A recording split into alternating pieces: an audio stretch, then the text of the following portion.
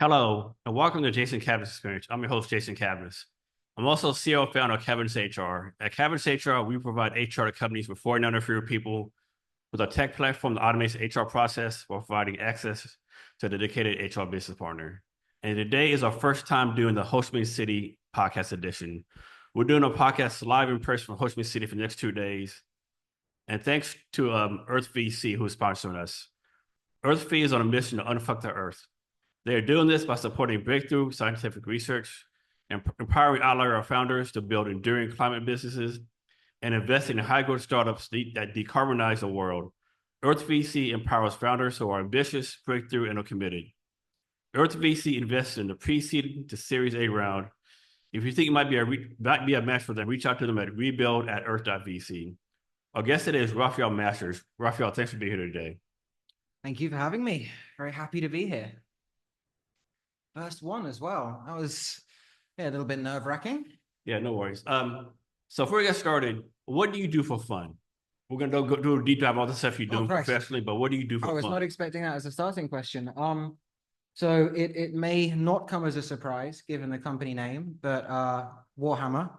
I am a huge Warhammer and Warhammer 40K fan. So yeah, I collect, assemble, and paint models.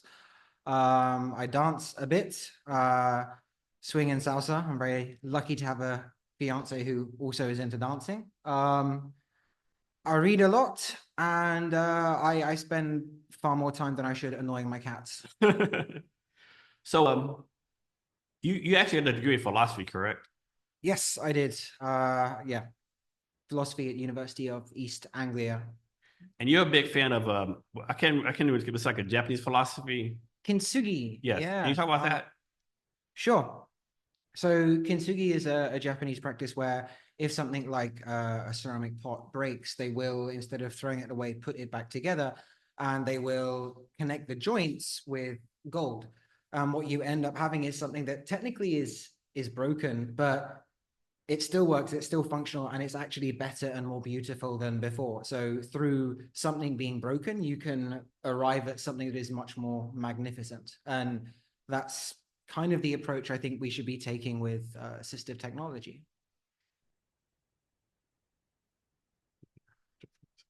And is the reasoning that they want people to see like the broken stuff, how it's fixed, as a still part of the ongoing process? I think it's that, well, one, just their culture, it's not good to be wasteful. But two, it's beauty can emerge in a new form. I think one thing that I admire about the Japanese is they have a very, very, I don't want to say refined, but a very in-depth perception or interaction with the concept of beauty. So I think it's sort of not surprising that emerged from them. And in college, correct me if I'm wrong, but your college had the biggest concentration of disabled people at that college? So this was, yeah, I mean, if we're talking for the Americans listening, when I say college, I mean, like, I think you probably call it high school in the US, 16 to 18. Okay. And then after that was university. So at college, I went to somewhere called Alton College, but the town I grew up in, Alton, they also have a place called Lord Mayor Trelaw's College, and that is the biggest disabled college in the UK, exclusively for kids who have like fairly extreme physical or mental challenges. So most of my teenage friends growing up were in wheelchairs, very dependent on technology. I literally took the short bus to school. I rode with them. They let me operate the elevator. It was absolutely awesome. And so was this like a high school for disabled people, or just happened to happen that by coincidence all these people? Oh, no, Lord Mayor Trelaw's is a dedicated disabled college, the biggest one specifically for that in the country. So all of the students there in some capacity have challenges, and the entire school is built around that. They have amazing staff, they have phenomenal facilities. They've got a bit more strict recently. I mean, when I was young, I used to sort of sneak in at night, run across the fields to paint and play Warhammer with my friends. But yeah, it's a bit harder now. And how do you think that experience is helping you now to build your product now? Well, because I think it's given me a very different perception of the disabled community. for one, something that's going to sound a bit controversial maybe, but they're assholes. Like they're just like everyone else Yeah, I mean, in the world. They yeah, are complex human they're still individuals. human beings, right? One of the things that is most frustrating for me and for them is the huge amount of patronization that they get. And people, when a lot of people, when they see a disabled person, they suddenly feel worse about themselves and they try and make all kinds of awkward accommodations and allowances and treat them so tenderly. And disabled people do not want that at all. They like, they don't want to be patronized by saying, oh, you're differently abled. You're just, you're special. Like, no, I'm broken. I know I'm broken. Look at my body. It's an absolute mess. And I deal with it. And I'm still just as valid a person or human as you are. Stop treating me with kid gloves. And that's something that you pick up from hanging around with a bunch of disabled teenagers. The other thing is they absolutely like I was very fortunate in that because we had this community in Alton and it sort of UK pub culture in the countryside or villages, like you'll start drinking, maybe you'll go sneak in for your first pint when you're 16. And that they'll know your dad, they'll know all your family, they'll know it's okay. They're not going to let you get absolutely hammered, but you'll sneak and you'll have your first crafty pint. And in our pub, they knew all the disabled kids, and so they let them do that. They'd sort of the disabled kids would all rock up in their chairs. They'd have a few pints. They'd sort of banter like everybody else, which is something I haven't seen elsewhere in the UK or anywhere in the world. That community. And then what you would get is my favorite part of the evening is when they all have to go home. And you've got like maybe 30% in really nice electric wheelchairs, and you've got 70% in the manual, the wheel spinners. And what will happen is we'll pick a designated driver because they go out with their carers as well. All their carers are like, regular able-bodied people. You pick a designated driver in a wheelchair, and then everyone else hooks on behind him, and the carers sit in their laps, and you basically have a drunk conga wheel of wheelchairs winding their way back sort of to the college, everyone trying to sneak in at 2 a.m. with a massive electric wheelchair bouncing off the walls. Like, so I think growing up like that gave me a very different perspective of the disabled community, a different understanding of the technology they need, how they interact with it, the challenges that they have, and just the way that society kind of alienates them without meaning to. It's the best intention. It's just doesn't work. So here's a story for you. Way back when I was in college, I had a good friend named Michael Lee, right? We're like in 20s, of course, really good friend of mine. And so his parents and his twin brother came to visit us. His twin brother was disabled. He's in a wheelchair, right? And so the first time we're at Michael's apartment, and his twin was like just a straight asshole, right? Talking shit, just a jackass, right? Like, man, like I know this guy's disabled, man. This is kind of messed up. And Michael's parents were like, hey, we'll go to the store. We'll be back. 5 minutes later, Michael got that dude's wheelchair and pushed him down the stairs. When I saw, like, what the, I was just shocked and appalled. But then I was like, now it's like kind of funny, right? Like, yeah, they're also like absolute head cases. I mean, there was one guy, Andy, and he was absolute mad lad. He when he was born, they screwed up at the hospital and basically forceps twisted him up. He got a load of compensation, so he was minted, and he had an electric wheelchair that cost more than my car and was faster than a car. But he was a bit of a little bit of a knob. So when he'd go down the pub, he'd get drunk and he'd start sort of chasing the barmaids around or whatever.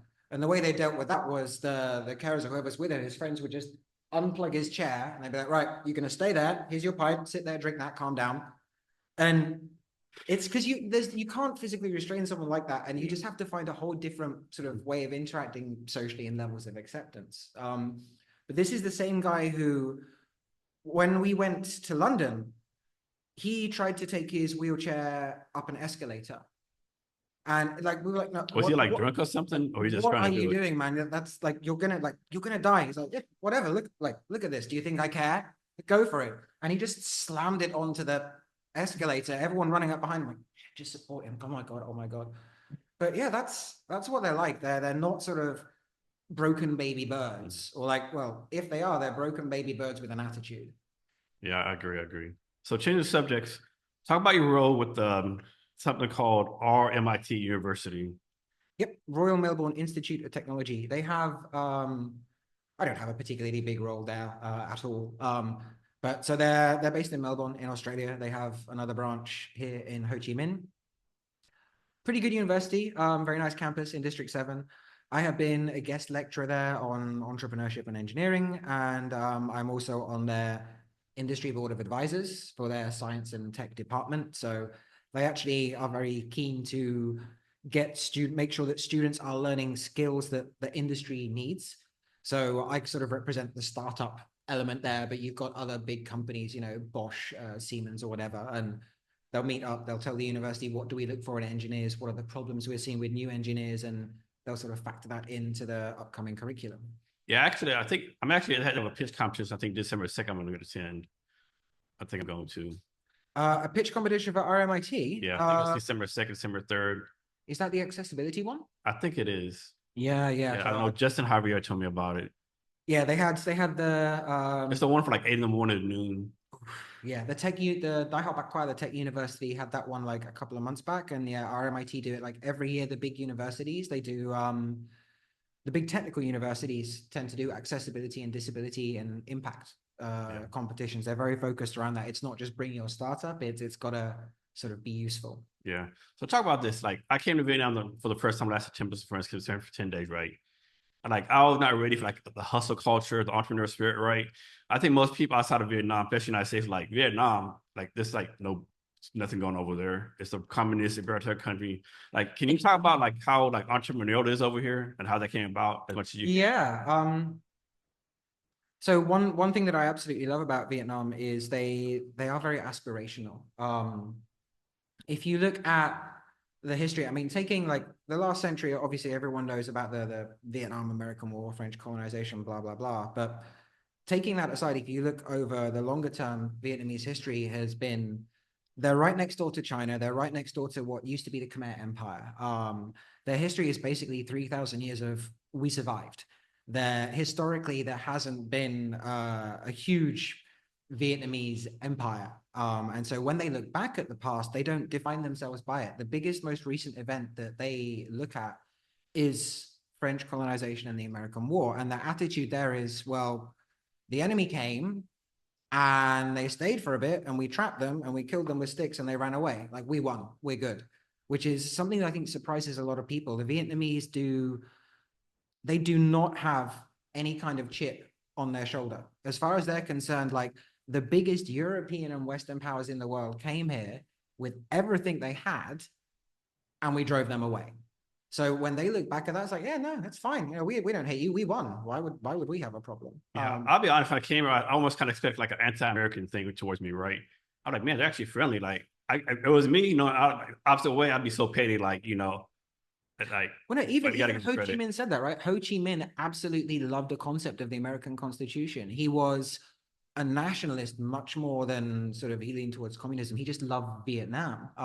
And he was a huge admirer of the way that the American Constitution and system was set up. He wanted to bring that kind of unity to Vietnam. He was just unable to because of, well, basically Geneva in 53 or 54, I think it was, the US messed that up. But like it's historically, even their great leaders that they look at, Ho Chi Minh, Vo Nguyen Giap, like they didn't particularly hate the US. I mean, they would fight them and they would kill them, the soldiers, but they didn't, like, they actually told their people, no, like, you shouldn't be hating the grunts on the ground. They don't really want to be here. You know, you should be looking at the politicians and the guys in charge. So yeah, there's no resentment there. And in contrast to the Western powers, so what I note is if you look at the US is an interesting situation nowadays, but if you look at the UK, or if you look at Europe or Russia or China, they all kind of define themselves by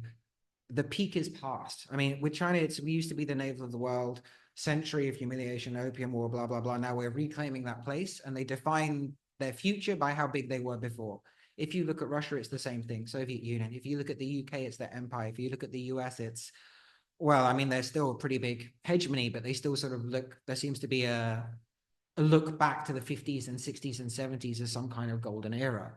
Whereas with Vietnam, it's all in the future. They don't look back on their past and say, oh, we want to get that good again. Their past is 2,000 years of, we survived, we're still here. And so when they look forward, they could be anything. And if you tell someone in Vietnam, yeah, Vietnam could be the new robotics hub for Southeast Asia, like, yeah, we could do that. It could be the aquaculture hub. Yeah, sure, totally. Renewables hub. Yeah, we can do that. Like and that's their approach or attitude. And also, despite the fact that it's, a communist country, doing business here is actually extraordinarily easy at the earlier stages.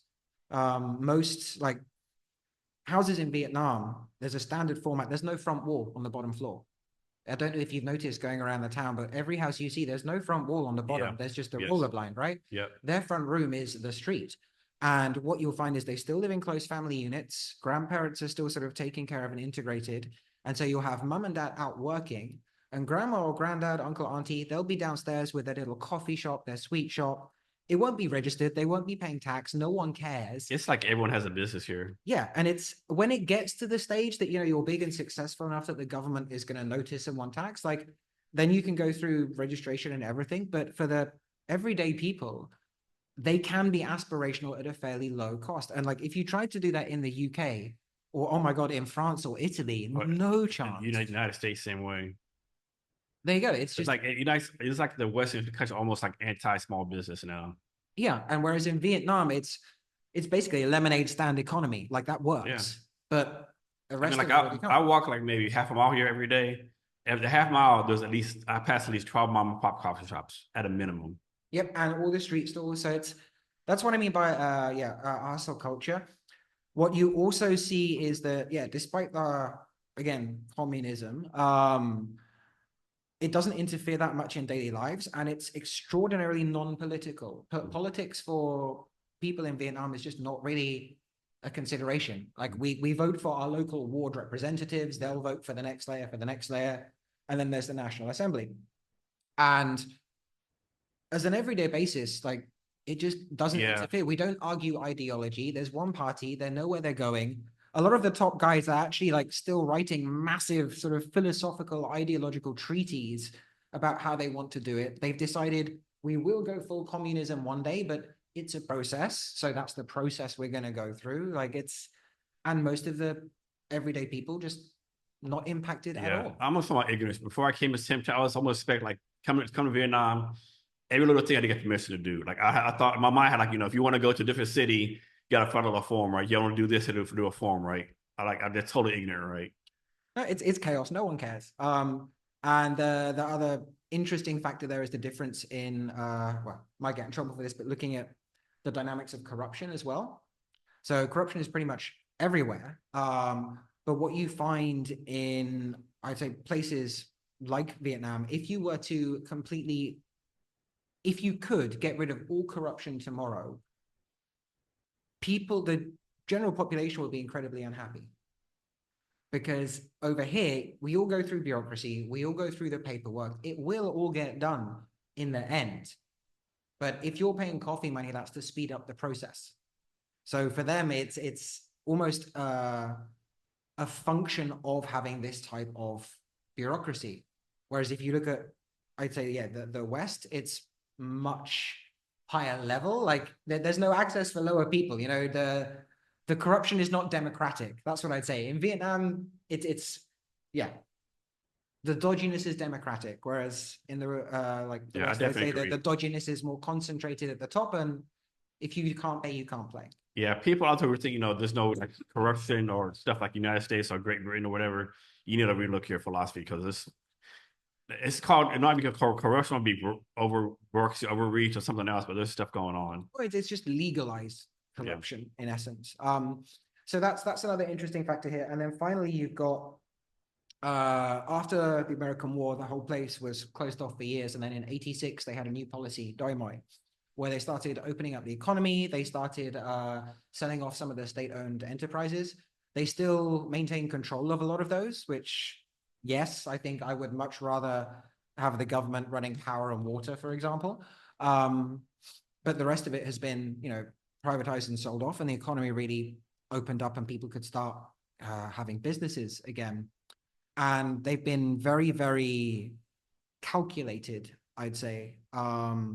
Like the political elites, if you could call them that, in Vietnam are a very calculating bunch. They know where they stand diplomatically and internationally. Historically, they've been good at playing off superpower blocks against each other. And they've also done this in building up the economy. You know, they've been very direct in courting FDI and trying to build up their manufacturing. I think they're trying to sort of follow the Japan, South Korea trajectory, or even the Chinese trajectory, where we just take in a load of FDI, upskill, and sort of build our own economy on top of that.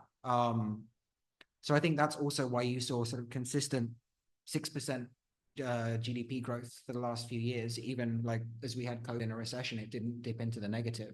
So it's very impressive what they've managed to do. Yeah, another thing too, I'm from English again. Like I'm a big history buff. Before I came in September, like I knew the French had been there for a long time, but I didn't realize that like they so it's a big French influence, right? Like I didn't realize, all the French food, all the French buildings. I had no idea that like, a big population of Vietnamese are actually like Roman Catholic. Like I had no clue until I came over here. I don't think most people do. I think most people think Vietnam's like a Buddhist country or Hindu country, right? The case may Well, be. it's yeah, the Catholic thing. If you look back to the American War, that's when it was pretty controversial because you had a lot of the Catholics were on the side of the South, and you had a lot of sort of movement around there, and that's mostly died down now. Government's still a bit wary of it, and it is a Buddhist country. It's also animist. It's a very interesting combination. Every house has got like their own shrine. They do ancestor worship. They also have the Buddhist temples. It's a very actually, I find it to be a very, very pleasant religion. Yeah. One thing too is like no one cares what everyone's religion is. You're whatever, no big deal, right? Just do Yeah, you, and no one like really I mean, like stresses it's about super it. visible. It's super visible. You've got all of the little sort of temples, and we wear our beads, and like you can see the monks wandering around all the flags. But at the same time, it's not something that it's just there. It's just background. You know, it's not a big deal. And so, how did you become such a big fan of science? Um, Books. I'm an enormous sci-fi fan. I like. Let's see. There's Neil Asher, Ian M. Banks, Hamilton, Ringo, Weber, Asimov. Obviously, everyone loves a bit of Asimov. Verne, if something a little bit older. Yeah, like I really absolutely love science fiction. When I was younger, one of the things that led to Vulcan actually was RoboCop. I don't know if you saw the original. I'm hoping you have, because people over here, I say, do you know the original, like 80s RoboCop? No. But that one, the first one, had a pretty big impact because there's a fantastic scene where he's just woken up and he goes to the shooting range and he just sort of stands there doing nothing. What's he gonna do? And his leg opens up, his gun comes out of his leg into his hand, like bang, bang, bang, bang, bang, bang, bullseye, leg, gun goes back into the leg. And when I was young, yeah, I just thought that was really cool. And then when I got older and I saw my first leg prosthetic, it is basically an aluminium stick with a little mechanical joint and an aluminium stick. Look at all that space there. Look at all that cool stuff and technology we could be building. Why has no one done the Robocop thing? Okay, I don't need a gun, but if I had a prosthetic leg, I want to press a button and my mobile phone shoots out of my leg into my hand. Why has no one done just cool stuff? And so that's sort of, yeah, where I guess sci-fi connects in, because as far as I'm concerned, sci-fi just gives us a roadmap. It paints a picture and it fleshes it out, and then we realize it. I mean, people don't realize like way back the day how much stuff on Star Trek is reality now. The flip phones came about, the big screen Star Trek TV. is a great go-to example, actually, because when you look at Star Trek, like when I was young watching Star Trek and they were walking around on the bridge and they were poking the computers, they didn't have keys, they were poking the screen, and they had this paper thin readout that was showing them stuff. That was amazing. Well, I've got like 5 of them at home. You know, I've got my iPads and my tablets and my touch screens. I've got that now. It happened. So yeah, Star Trek is like, I think, one of the best examples of materializing what we envisioned. So, what's something scientific we haven't done yet that you think we exciting, like maybe like time travel, or maybe like past consciousness between each other, or like something off the wall crazy that you think should happen? Well, I think the big one, which we will get to, but there's going to be a huge philosophical conundrum there, is kind of what we're working on, mind-machine interface. We are, I think, going to get to the stage where we're looking at, can we upload our consciousness? And that is going to be a very fun challenge because the technical requirements follow on from your philosophical perspective.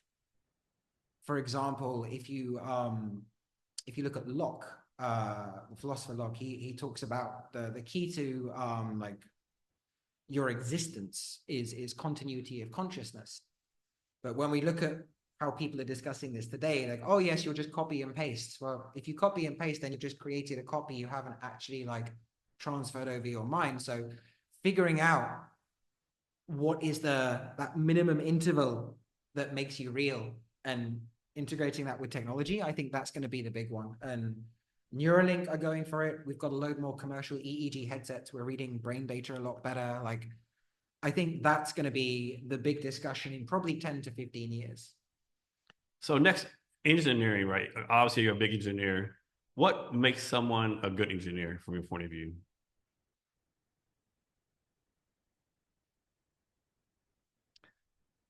I think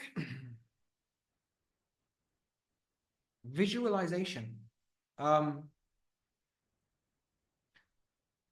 You need to understand people in a lot of ways. You need to understand how your end user is going to interact with a product, what kind of expectations they have, and also, frankly, you have to build for the lowest common denominator. Any system that you want to create or engineer, you always have to build it around incentives and the lowest common denominator. So in the case of what we do, you basically have to assume, people are idiots. You have to design your technology to be as simple as possible. Next is people are going to do what's in their own interest. You have to build systems that incentivize the actions that work within that system. And that's a lot more, putting that all together is a much more complex proposition than just designing a device to achieve a certain task.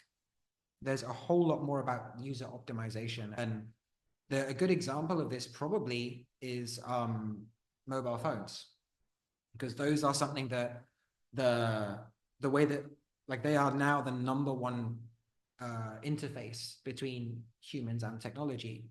I think it's them or the keyboard. And we have these a lot more than we have keyboards, billions of interactions a day. And we optimize this. Every single experience on the phone has been optimized using billions of hours of user data. It's totally customized around us. Every sort of, how long does it take an icon to open? What order are the icons displayed? How big should they be? How should we engineer the swipe for the thumb? How will they hold their phone? Like, mobiles are a product where you can see that, this is something that's front of mind. And I think that's, one of the things that makes a good engineer is building products for users, not for yourself. A huge pitfall of engineers, and like something that I think is the most frustrating for me, especially in prosthetics. You have to build what people need, not what you wish they needed. And I think that distinction is something that a good engineer really needs to be aware of. So you just talked a lot about user design. In my experience, a lot of engineers are like, they want to build a product. They think user design comes later, right? But I know your company, you're doing a good job of like interloping it to the design and the engineering. Like, can you talk about how you make sure all that combines to make the best product possible? Well, actually, I started out in a very similar place where, initially we were looking at making much more complex, fancy hands. And the more we interacted with users, we realized that, the fancy hand means nothing if you can't actually control it. And if it takes you 2 months to get it, and if it doesn't actually, like, you've got 32 different grips, but you only ever use 2. And we realized that actually that's not what the users needed. And I also, from my own perspective, and this is where it gets probably a little bit crazy, is as far as I'm concerned, I am also building this technology for myself. As I said, I think we are going to get to the stage in a few years where we're looking at those kinds of transfers. Frankly, I think the universe is a fantastic, awesome place. I want to be around as long as possible to see as much of it as possible. So technology like this, which sort of can replace bits and pieces as they break down, is a part of that. You know, if someone says to me, my fiance specifically, you know, you need to be careful, you need to look out for your health more. It's like, well, I've just got to survive another 20 years and then I can start switching bits out. So when I look at this technology and when we're building this technology, I'm also very much thinking, well, if I was using this, or if one of my friends from college was using this, what would that experience be like? What would I expect? What would I want it to be the coolest, smoothest experience? It's not just about a good experience. The experience has to delight you and make you feel good. It has to be cool. And so that's also something that sort of factors into how we build product. So when we get in the future, get to the part where like we're actually like interchanging parts, uploading consciousness, are we still even human then? What's your take on that? I'd say yes. I think there's definitely we're going to have to learn to emulate the chemical elements of our brain, because it's a lot more than just like neurotransmitted signals. There's far more sort of layers of physical and material interaction. But I think fundamentally we can still absolutely be human, as it were. I think part of this is also because, like, I mean, what's human now? So I'm going to dive off the deep end into philosophy here. So looking at moral derivation. So to build a moral code, you kind of got two options. You can either say there is a God and he tells us, or we have to work it out for ourselves. And if you're working it out for yourselves and trying to figure out the world and metaphysics, you've got to start from first principles. So almost Descartes. So what do I know? Well, I'm pretty confident that I exist. All right. I'm pretty confident that other stuff, something external to me, exists. I'm also pretty confident that there are other things out there in that world that seem to interact and have the same level of complexity and sapience as I do. Now, in the absence of any other data, I have to treat those as equal to me. I don't have any particular definition of what makes them human. And maybe they have, you know, 4 limbs, maybe they have 1 limb, maybe they have 2 eyes, maybe they have none. Maybe they're just sort of a head and a torso. Maybe they're sort of mentally challenged. It doesn't matter. They're close enough that I cannot, without like a vast amount of data, I cannot meaningfully make that distinction. So what defines you or makes you human or makes you an individual, I think, is something that is not necessarily tied to being in your sort of meat sack. How about this? Like, let's suppose all this change comes and we live like 300, 400, 500 years old, right? Does that, I don't know if society is ready for people to live that long, right? I was thinking systems set up. No, absolutely not at this stage. Massive social disruption. We're already seeing that with the elderly. But I think if you have a population that gets older but doesn't get frailer. But how do you make sure they have some kind of purpose, right? Like some people, they can like sit on the front porch, drink a beer, chill out, watch Netflix, but a lot of people can't.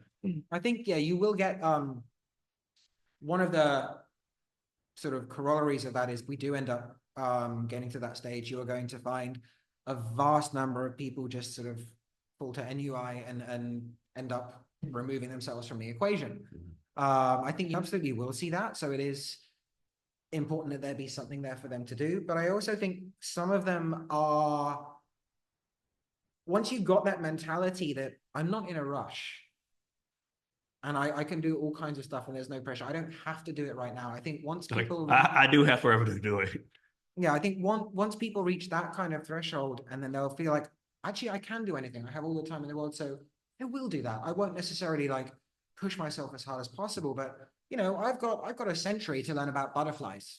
Yeah, why not do that? So I think you are going to get sort of huge spikes in terms of what people accomplish compared to the general population. So you said like, you know, you exist, you know, the thing is this. So it's safe to presume that you don't believe in simulations theory? Or what's your take on that? I think it's possible, but at the same time, I also think it's a meaningless factor in the equation. It's like useless data. If we are in a simulation, I mean, what does it matter, right? What has meaningfully changed? It doesn't. Nothing changes, right? It's not like I joke around, like if we are simulation, like I need to talk to my guy because he needs to do a better job simulating me, you know? Yeah, Like what are you doing up there? well, that's also like one of the other sort of premises you need for that kind of moral structure, which is one, there is no God, but two, I am not God either. Like I'm not capable of creating all of this and nothing else is. So that lets you know that there's something real out there. But yeah, I think it's very interesting that how this intersects with technology, and that we are really going to, in the next 20 years or so, have to grapple with these questions of what makes a human, what makes a person. And if, you know, AI and humanoid robotics, oh my God, that's going to be a fun mix, because we might end up with sort of human transfers mind to a robot, or robot that gets sentient. How do you tell the difference of that? Yeah. So, going to be fun. And with engineering, like this is my point of view. There's a lot of great engineering people out there, but a lot of them are not as good as they think they are, right? So how do you person like, and no kind of details, but how do you like person like make sure the engineers you come on, or like the skills and high levels that you need to do this great stuff you're doing? I'm not that fussed with skills, frankly.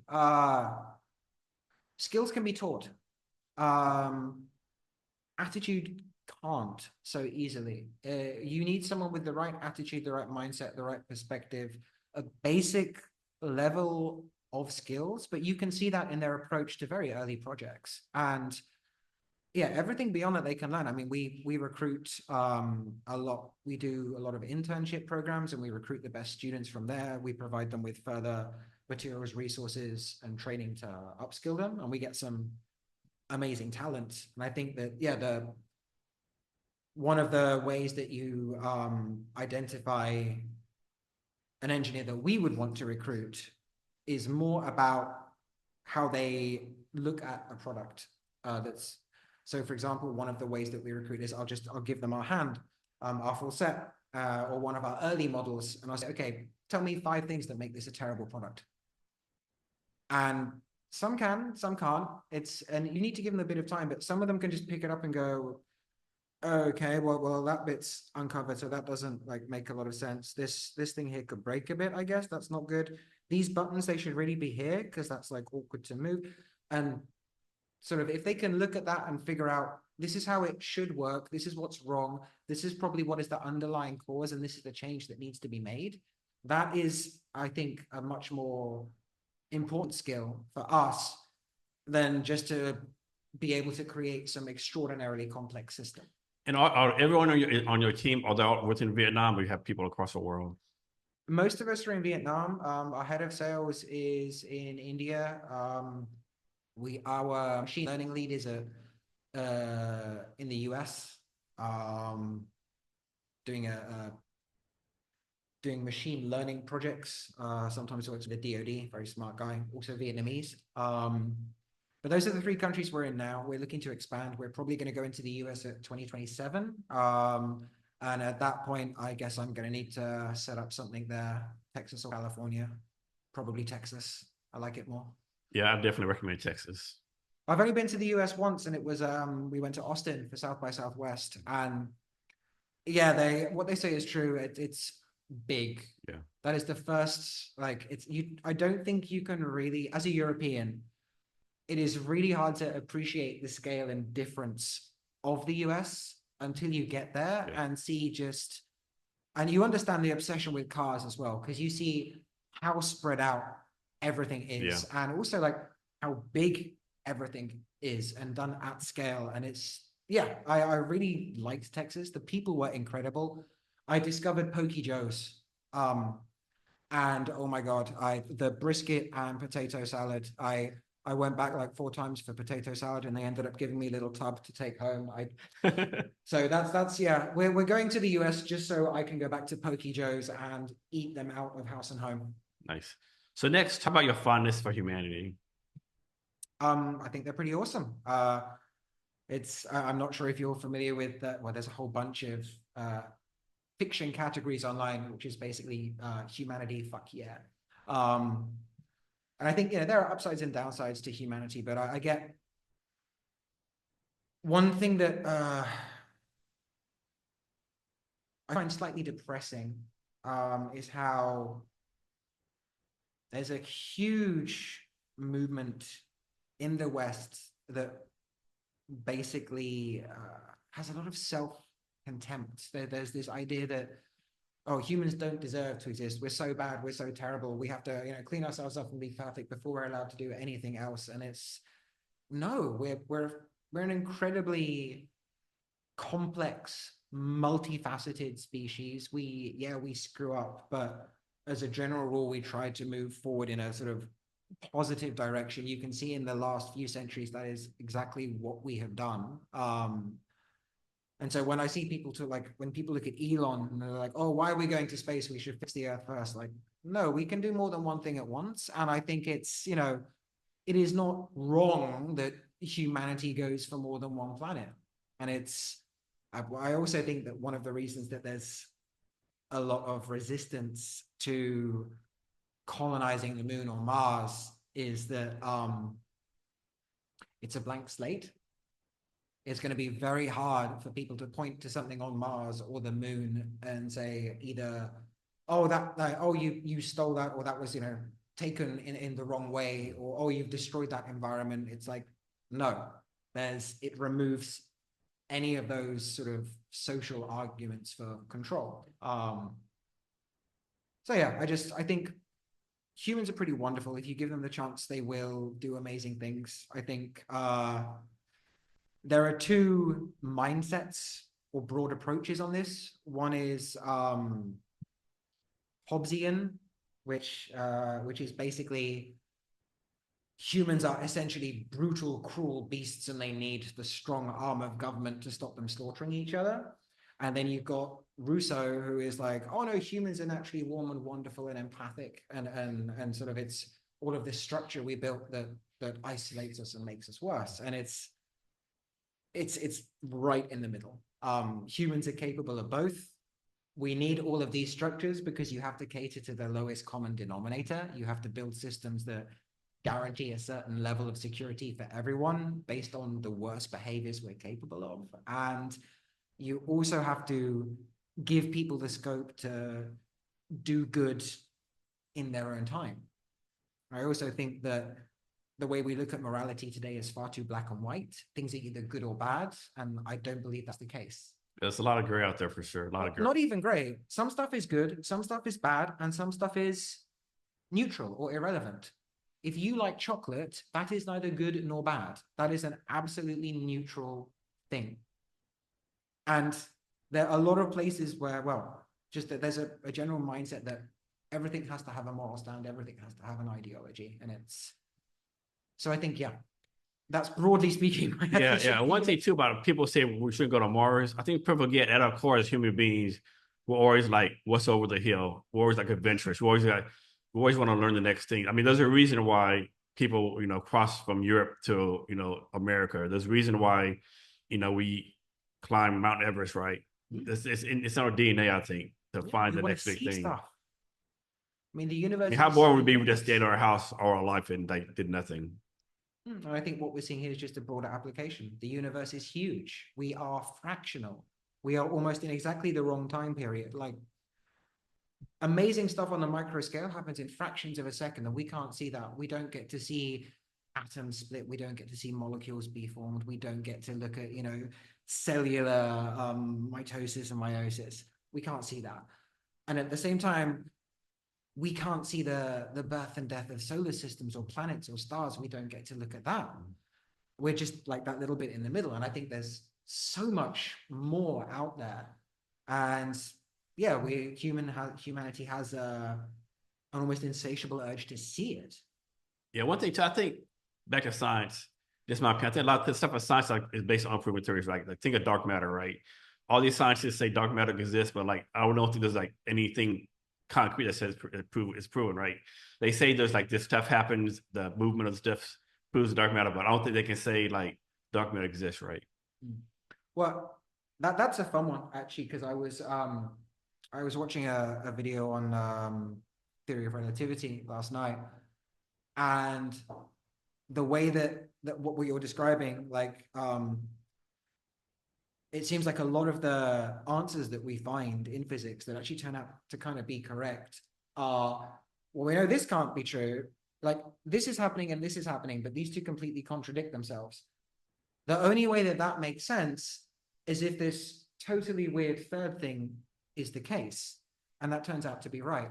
So the example I was looking at last night was proving that the speed of light is consistent from the perspective of all viewers. And they didn't show that directly.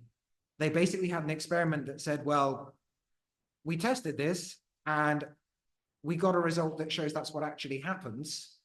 And that shouldn't have happened. Normally, everything moves relative, but this didn't. So the only logical conclusion is that the speed of light is actually not relative and it's the same for all viewers. And they just sort of hammered that in at the end and it worked. It made sense. It turned out to be true. So like, yeah, talking about things like dark matter, I mean, the science is very edgy and far and out there, and it's almost counterintuitive how they arrive at it. But yeah, they tend to hit the nail on the head eventually. Let me ask you this, like all through history, through scientific, like we'll go 1,000 years ago, the smartest people in the world at that time thought something was true and was proven untrue later on, right? On and on. What do you think right now we believe is 100% true, but you think is going to be proven untrue?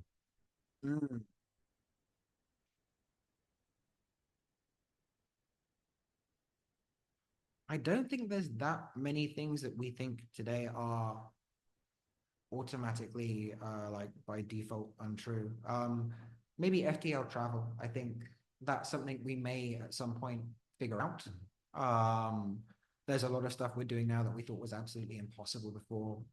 So that's probably the one that is like the most universal law that people are like, yeah, you can't do that. I think that's one of the ones that we may end up superseding. Okay, so I'm a big believer that no matter how good something is, can be improved, right? Even if you score 100 tests and you get better, even like whatever the case may be, even if you win the Premier League soccer league championship, you get better. But I think so many people have this mindset like, no, this is good, I can do, right? How do you convince people, no, you actually can do better and you actually can improve things, no matter how good you think you are right now? Show them. That's the very often when you encounter people that are that stubborn, the only thing you can really do is to just show them and prove them wrong and hope that they have a mindset that will accept that and move on. Like there are a whole bunch of people who are not going to accept FTL travel until we've, sent them to Mars in less than 3 minutes. And at that point, they won't really have a choice. But I think that's what I'm waiting. I'm waiting for the Star Trek technology, the beam me up Scotty technology, right?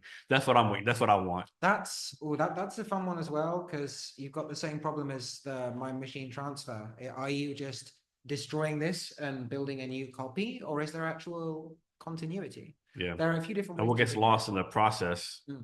Like you transfer like here to like to Denver, Colorado, but you're not 100%. You're like 99.9999%, right? Each time you transfer, like you lose like tiny bit of your parts, So there are some like discussions about how you could do that. For example, turning the whole body into a super atom and then transmitting a single super atom so nothing is lost and it's the same person. But I do not know anywhere near enough physics to go into that. Yeah. So do you see the day coming, or maybe already working this for like you combine your product with something like Neuralink, where like the Neuralink controls everything? That's coming next year. So what we have right now is wearable sensors on the arm that use EMG, PPG, and IMU. So we can track what your muscles are doing, we can track how you're moving, and we can track what's going on underneath the skin, like tissue, blood, oxygenation, all of that. There are several companies now that are making commercial EEG headsets. Most of them are focused on sleep and meditation because no one's figured out like any other commercializable use case. But we know a few companies that do this, and these headsets cost about $500 to $800. And our software was built from the ground up to take in any type of biometric signal. So one of the next steps for us is connecting it into our software with Bluetooth. You'll have your headset, you'll have your sensor, you'll have your hand. All of those will be taking in data, building up a map, and it will be learning your body well enough that eventually it can map your movements to your brain activity. You can take off this and just start controlling stuff with your mind. And we will get there. Neuralink is a lot more invasive. It's based on the neural lace from the culture novels, but it's like way more surgery. It's a lot more risky. There's higher risk of disease. There's huge issues with implanted wearables about what happens if the company goes bust and you can't support users. That's actually caused quite a bit of damage, but I think that we will get there. And we're following kind of a similar approach. One day, I'm also quite confident that prosthetic arms and hands, you will just plug it into your Neuralink. But that's at least 2 or 3 decades away, because 58 million amputees, and you're not going to drill into 58 million skulls in that time. So back to user design, like obviously, like there's like people of different heights, different heights, they're left-handed, right-handed, all these different variables. Like how do you how do you make sure you have the user design set up for all these different variables, right?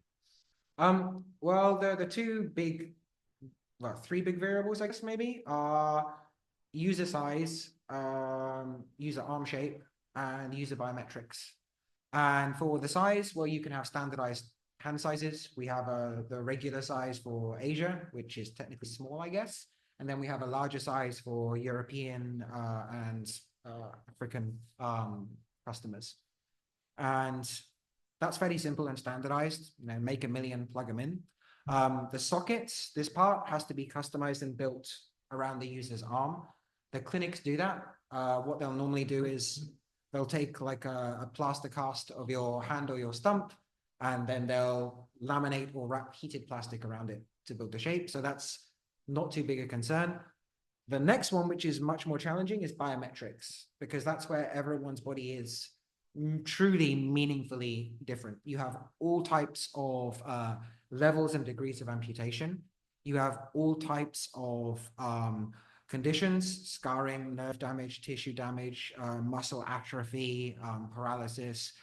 And that is the part that is the hardest to adapt to. The prosthetic itself, it's basically robotics and like a dental shield technology, you know, wrap it around, mold it, done. That's not too hard. But the control systems, making it so that that robotic hand is actually doing advanced stuff, that's where you have to do a lot more customization. And traditionally, this is done with wired, analog, manual sensors that have to be like, you have to drill hole, figure out, map the user's hand. You have to build the socket around them. You have to put on molds. You have to drill holes, install the sensors, wire them up, set up the software, connect it to the hand, bring in the user, do their testing, calibrate it. Most sensors today, the EMG sensors that you find in most prosthetics today, you have one here, one here. So on the user arm, that's there and there, flexion extension. This technology was first developed in 1967. It has not meaningfully changed since then. Hands have gone from claws to beautiful bionic gadgets. The sensor technology, all we've had is more wires. That's it. Big difference. So it hasn't meaningfully improved. It's still calibrated with a screwdriver. Like literally, that's how you adjust the game. And so for us, that was where we thought that the real gap was, because a robotic hand, like, it's plug and play already. You click it in, it's all pre-programmed software, not a challenge. But giving that to the user and making it fast, easy, and effective, not only for the user, but for the people that have to fit it, because it's the clinic that does all of this work. It's the clinic that has to learn all of this technology and basically be an engineer to assemble it. So you make it easy for the clinics, they can buy and fit more products to more users. And if it's easier for the clinics to fit it to the user, that means it's easier for the user to adapt and take care of it. So this is also what I mean about engineering and thinking through the full use cycle of the product. Building a fancy hand that lets your end user go, oh, look, they picked up something. That's wonderful, but everything behind it and all of the process before that is ignored. And so for your business model, do you like charge like a one-time fee for the actual product and then like subscription fee for like support later on? How does that work? Yes and no. The entry-level product is a one-time payment, and that's it. For individual users or clinics, because it's just an ethical thing. It's someone's body. If they have paid for that body part, that is their body part. And if you had a subscription model for the basic product, right? What are you going to do if someone can't pay? I mean, You're gonna take that arm that out? would be so jacked up. That's just fucking evil, That right? would be evil, the capital E. So I do not want us to ever live in a world where people have to lease out their own body parts. That's not happening. So the basic software and product, you buy it, it's yours, we're done. The more advanced control software, which gives you like, you know, individual finger movements and way more fancy stuff, that can be a subscription model because we have to do a lot of data processing. We build a custom model for every user and send it to them.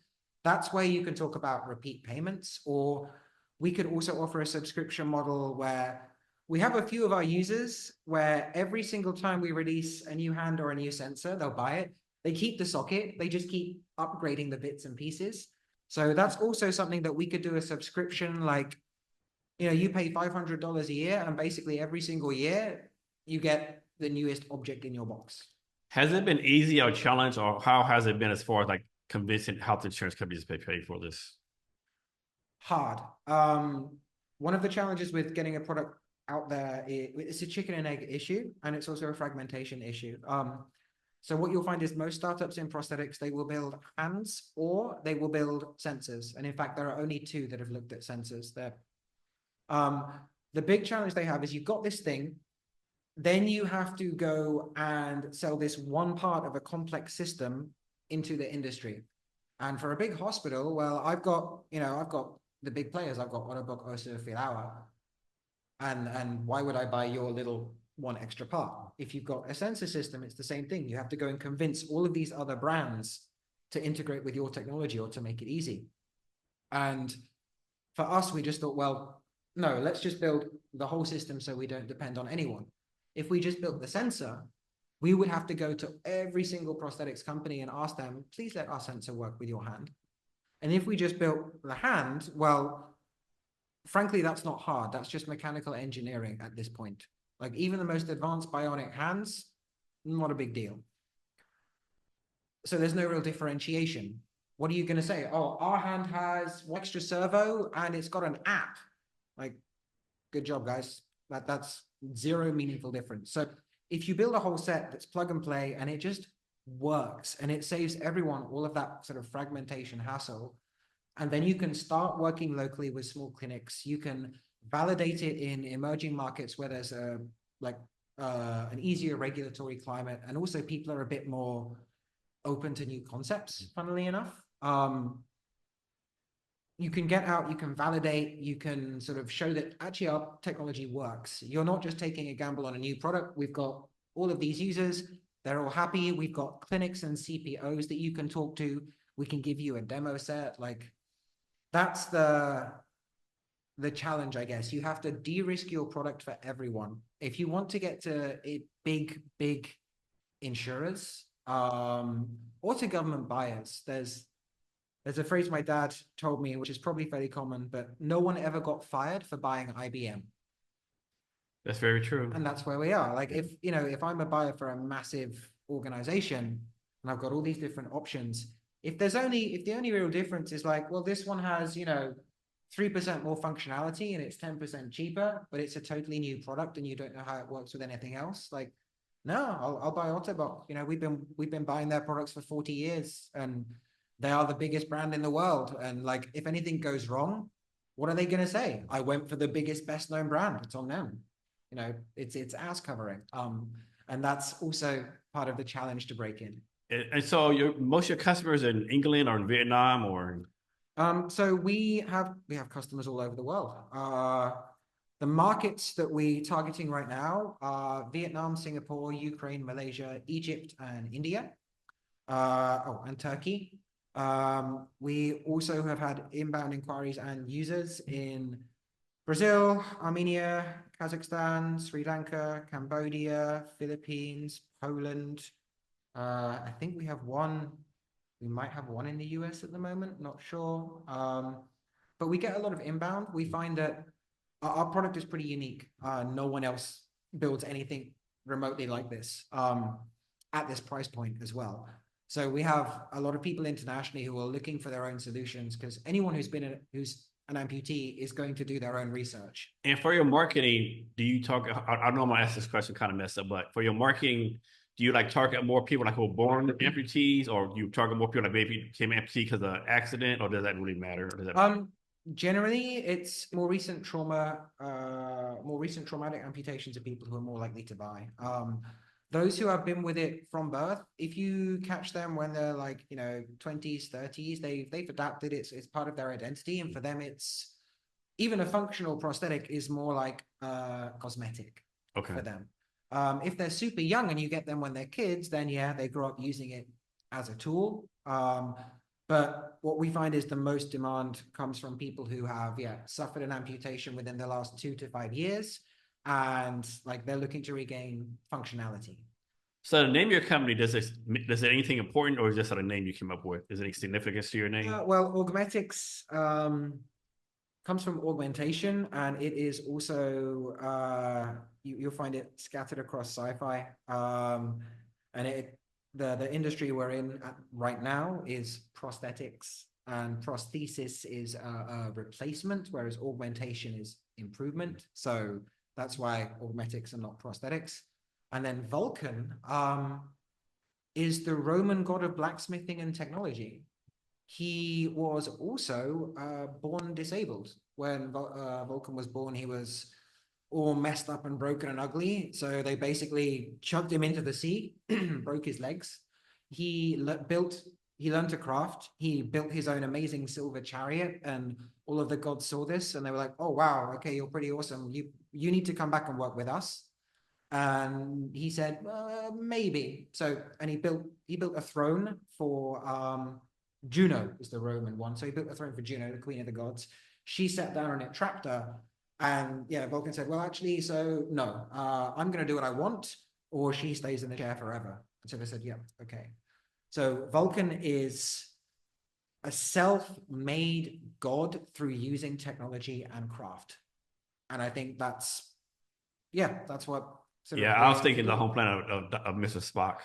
That also, we've had that a few times, and I think the approach that we take is phenomenally rational in that respect. Like, I think that what we do is a very logical root cause kind of systemic solution. We try not to let emotion guide decisions too much. But yeah, it's much more based around the Roman god. The Vulcan and Mr. Spock is a nice coincidence, and you will see some of our team members doing that every so often. So moving forward, let's say move forward like 5 to 10 years from now, what would be your metric for success, right? Is your metric success like you're able to increase the number of amputees in the workforce? Or like, I'm sure you have a metric of success. So there are a few measures of success for us.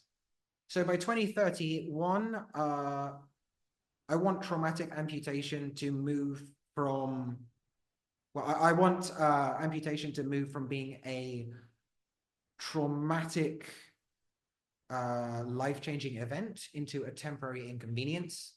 Right now, if you have an accident, you wake up in hospital, you look down and see your arm's missing, your entire life is just gone.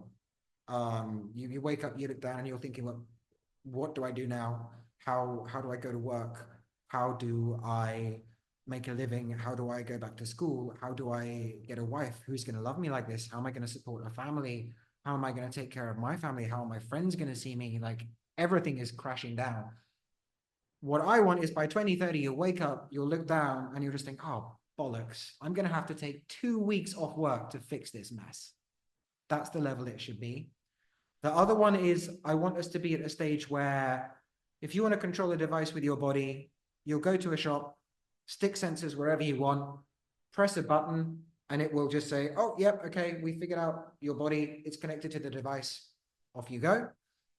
And in terms of what I want Vulcan to be, I want us to be the human interface experts. Anywhere you're thinking of putting machines on your body, whatever your device is, whoever your users are, Vulcan are the people that will make that connection happen. We're going to have more data, more users, a better picture of the human body and external device control than anyone else in the world. Just as an example, the biggest data set for robotics now that they're using to trade humanoid robotics, OpenX embodiment data set, 2.4 million episodes. With with 240 users, we can beat that in under 12 months. Just for the sheer amount of data that you get from power users, 8 hours of biometrics and robotics data per day. So that's where we're going to be. And where do you make this at? You have a factory somewhere that does all this? It's made in Vietnam for now. Everything is made locally. We have suppliers here, and we do it's a medical device, so you need ISO 13485 and this is made out of plastic, steel, like what's it actually made out of? So right now, unfortunately, we are stuck with 3D printing for all our plastic parts. We'll be moving to, well, we're raising now. One of the things we're raising for is to move to injection molding, because I love 3D printing, but it is not scalable. Not at this stage anyway. So that's one element of construction. Then the frame and most of the metal is aluminium. With enough time and experience in materials research, we can probably make that plastic as well, which will cut the weight down by 50%. And then everything else is, yeah, circuit boards and electronics. Can you talk about the impact this has on the climate, or the positive, negative, or how you can make sure like this is a climate friendly company, so to speak? Yeah, sure. So normally the lifetime for a prosthetic arm is about 3 years. So is ours, except what normally happens is after 3 years, you basically throw the lot away. Maybe you might keep the hand if it isn't too broken, but often it will be replaced. Whereas because our thing's modular, instead of doing that, in 6 months, you'll open your app, you'll press a button, you'll order a new hand. And a few months later, you'll order a new battery, and maybe then you'll order a new power system. So you're never actually throwing and replacing the whole product away, which means you're saving, like, I think it's 300 grams of plastic and electronics per year per user. In terms of emissions and CO2, so what you'll normally have for a prosthetic is between 2 to 5 trips a year back to the clinic. An average trip will be, if you're looking at an emerging market, 2 to 3 hours, and it's both directions. So it also saves, I have the numbers somewhere, but basically it saves, what was it? I think it was 15 kilograms of CO2 emissions per year per user as well. It also saves the petrol that they would be using. So it's a much more, climate friendly alternative than the way the industry works now. Remote care also means far fewer flights. One of the challenges with high-end prosthetics right now, if you are, for example, in Vietnam or in even Thailand, and you want to get a fancy Autobock hand with the latest sensor system, so 20,000 on your hand, another 15 to 22,000 on your sensor system, and then probably another $10,000 to fly over the Autobock expert from Germany to fit you, because no one in Thailand has been willing to invest thousands of dollars to fly to Germany for weeks of training. And like, it is so inefficient right now. And just, by digitizing it, eliminating most of the service elements, like you cut travel, you cut product use, it's way better. I think you might have answered this before, but do you see in the future where like these items or products actually connect automatically to people's nerves endings? If it makes any sense. Seen it, not interested in it. Frankly, it's too high risk. It is very cool technology, but it requires a lot of surgery, and there are 2 different ways you can do it. So some of it involves literally like imprinting hundreds of magnets, micromagnets into the muscles, which, okay, fine, but you're not going to scale that to 58 million people. It's less risky because it's fully under the skin. It's a self-contained magnet. That's not too bad. Ones that actually connect up to nerve endings and go out through the skin are terrifying for me, because you have just so many vectors for infection. And if you're looking at emerging markets, like, these people you are not going to see people maintain the same level of cleanliness or hygiene or care or regular visits to clinics. So for the vast majority of amputees, I think it's a lovely idea. And if we get to the stage that we can do that without the risk, then wonderful. But I just think in the near-term future, it's not viable, scalable solution. What's the risk of like someone having this and like it being hacked some kind of way where someone like outside of them takes control of their hand, so to speak? Low. I mean, for one, just us, we encrypt the hell out of everything, because we're very, very big on bodily autonomy, which is, yeah, why we have that business model.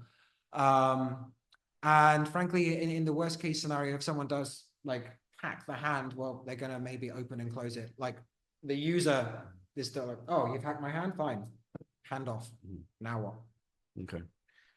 And then can like I'll make this up. Let's suppose there's two people, right? They're like, we'll say they're two brothers, like they're kind of the same size. They're in an accident, they both lose their right arm. Can someone like buy one of these and interchange them between two people if they're like kind of the same body type, same kind of whatever? With Vulcans, well, yes and no. So normally you get one socket per user. Everyone has a different arm shape. So even if you have twins, like there's going to be some differentiation. So they can't exchange sockets.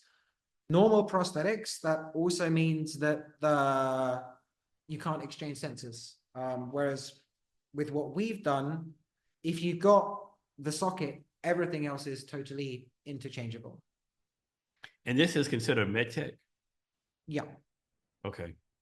And so for AI, what excites you about AI?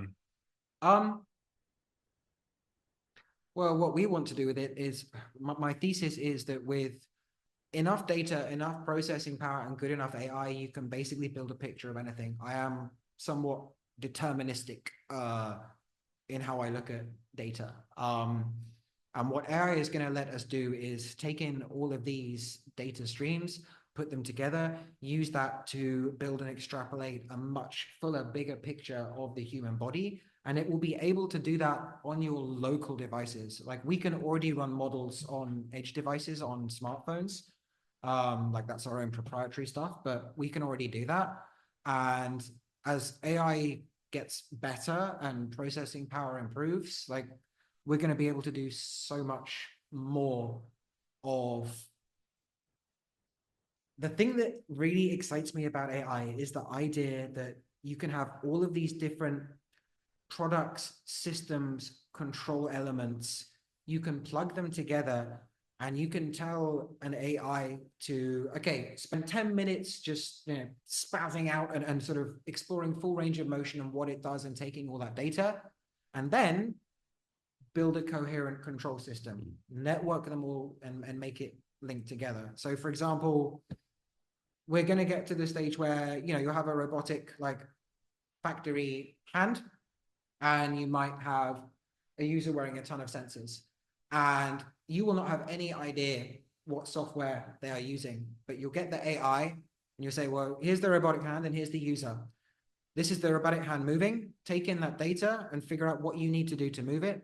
Here is the human hand moving, take in that data, and now cross-reference them, connect them. So the human can just do that, and we don't have to code anything. That, for me, is the most exciting and the most dangerous element of AI. So follow question, what scares you about AI? Literally that. I think the biggest thing that scares me about AI is the speed, because it is very much, to my mind, like a nuke, where if something goes wrong, it is already too late for us to stop it. So if you've got a nuclear bomb and it goes off, that's it. Like there's no putting that back in. Anything that you needed to do or change happened in the microseconds before. Same for AI, right? Yeah, it's going wonderful. It's going swimmingly. Yay, wonderful. If you have something that has access to fundamental, like it's software native, it lives in our infrastructure and it has access to all of this processing power and it can think extraordinarily fast and in depth and it can act in milliseconds. That is something that can put together, if it like, yeah, maybe AI won't be hostile. Wonderful. And that's what I hope for. But if it's hostile, even the tiniest fractional percentage of a chance, there's a 0.001% chance it goes hostile. But if it does, there is a 100% chance that we are absolutely screwed. Because any plan that it makes, it will be able to implement instantly, orders of magnitude faster than human reaction times. And this is also why I think what Elon is doing actually makes sense. It's if we want to in any way de-risk AI, we have to get that fast. And that, I think, is what he is also trying to accomplish with Neuralink. So that's the thing that I think scares me about AI is I think we are massively underestimating or hand-waving the potential for harm. And we also ignore the fact that even the most benevolent AI in the world is a massive force multiplier for assholes. Again, lowest common denominator. You are going to have a whole bunch of lovely, wonderful people that want to do good for humanity. Good for them. We don't need to worry. You are also going to have a bunch of people who are phenomenally malicious and who just want to watch the world burn. Yeah, like how do we know the people coding the AI doing this stuff is actually like benevolent people, right? Not even coding the AI. Like once you've coded it, it's a tool. An idiot can talk to ChatGPT and generate Python code that they would never be able to make themselves, but they can just plug that into a system and absolutely screw it up. Yeah. And that's another massive danger where we're giving guns to toddlers, and these are guns that can think for themselves. Like that's, yeah. So do you think singularity is coming sooner or later, or you think it's not going to come at all? I think it will at some point. I mean, we can have a big old debate over whether it will really be sentient, but for all intents and purposes, same as the simulation thing, every meaningful output that we can measure is going to map to what we associate with sentience, just different frame and structure. So it's for me, in a lot of ways, that's a meaningless distinction. So I think, yeah, the singularity, or whatever you want to call it, the approach of sentience, AI will hit that point, and that stage, it's just a question of what have we done to prepare? I mean, my hope is that we end up very much like what happened in the culture novels, where AI is so advanced that it doesn't care about us. I think when AI regains sentience, I think one of the things that we should best hope for is that we are seen as entertaining pets or a project, because that's what we will be. I like these things are going to be vastly more capable, competent, and intelligent than us. So the best we can hope for is actually they see themselves as like sort of our protectors and nurturers. And oh, look at the silly humans. Aren't they funny? Oh, look, they surprised me. They did something weird. Aren't they entertaining? Like that, I think, Yeah, is something we should aim for, because unless we ourselves like massively evolve, that's the level AI will be at. And if you've got something that is that powerful, well, honestly, you really want to hope it loves you. yeah. Talk about like the challenges or maybe the benefits of building a tech startup in Vietnam versus the Bay Area or somewhere in the States or even like Europe. Well, in our industry, for one, none of the big players can get into this market. So the first one is like it's in low infrastructure or emerging economies, none of the big players can get in. So there's a big space. Two, Vietnam has an extraordinarily talented bunch of engineers. They have like 99% literacy. They have 80+% internet penetration, or I think they have like 90% penetration, and then 70 to 80% of the population are smartphone active. They also have a fairly young population. They're beginning to swing into elderly now. Like that's, it's been a few years since the war changed it, but plus they have growing industrial base. They're right next to China, so you've got pretty good supply chains. They have an FTA with Europe. They're in the CTTP. They have really good trade agreements. And the other thing which in today's polarized world is pretty significant, no one hates Vietnam. If we started in the US, it would be hard for us to sell into countries in Asia and Eastern Europe or Africa. If we started in China, same story, couldn't sell elsewhere. If we started in somewhere like Russia, oh my God, we'd be stuck. But Vietnam, no one has a problem with Vietnam. Same for Singapore, where we're like the parent holding company is. And so that's another significant advantage. The downside is people don't associate Vietnam with high tech, but I mean, give the Vietnamese 5 years, they'll change that. Yeah. And also, I know you're doing some fundraising now. Is your fundraising? Most people think fundraising, they think the Bay Area, right? Are there actually like viable VCs here in Asia or the Vietnam that you're trying to target? Um, so it's slightly different for us. So if you want to know what Vietnamese VCs are investing in, look at what Singaporean VCs were doing 6 months before. If you want to know what Singaporean VCs will invest in, look at what Silicon Valley was doing 6 months before, was talking about 3 months before. There's that delay. They are basically Silicon Valley is unique. The US as a whole is unique in terms of the startup and business environment. It's one of the reasons everyone wants to go there. It's one of the reasons you see European startups almost immediately migrate there. And it's because the equation they have there, VCs actually, they've done the math, they've internalized the math, they believe the math of power law. So for them, they know that it's high risk. They're not that interested in sort of de-risking at early stages. They're more like, you've got a good team, you've got a good idea, I see you built the basis of it, this could really grow. Like, yeah, it might collapse tomorrow, but if it does grow, it's going to be massive. And they'll make a lot of those bets. But what you see in Vietnam and Singapore is they're way more risk averse. They'll, you go to them at seed and they're like, oh, what's your traction and revenue? Like, we're a med tech company doing R&D before licensing. Like, You know, it's crazy. I live in the Seattle area now, and like pretty much all the Seattle investors are pretty much the same way, right? They only have like A-round metrics if you're a pre-seed company, unfortunately. Yeah, and it's more even more challenging for us because if we did, SaaS or e-commerce or crypto, or if we just said we're AI, had a nice GPT wrapper, they'd be throwing money.